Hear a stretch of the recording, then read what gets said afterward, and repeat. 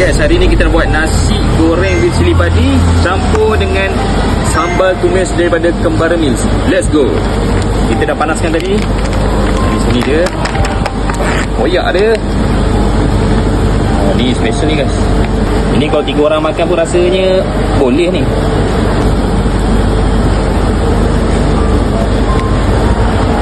Nampak sambal dia banyak guys.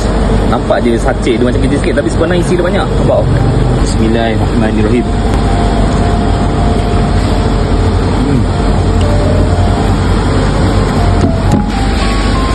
Sedap tu. Cuba try. Try. Sedap. Asap. Okay, ni kita ambil banyak sikit. Jadi cuba try. Try. Oi, baik tak? Ini Jadi dapatkan sekarang guys.